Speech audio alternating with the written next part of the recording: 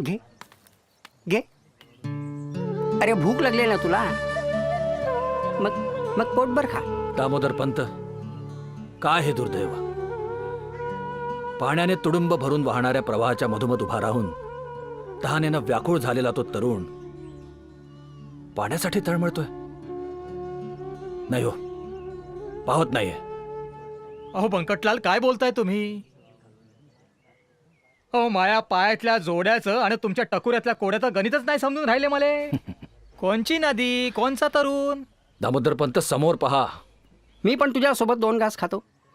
अरे तू आणि मी वेगळा का आहे? या भूतलावरची आपण लेकरे सारी. मग भूतदया व्रताला दूर लोटून कसं चालेल? उष्ट्या पत्रावळीतील अन्नावर बसून तो तरुण जीवाच्या आकांतानं आपली भूक मिटवू पाहतोय.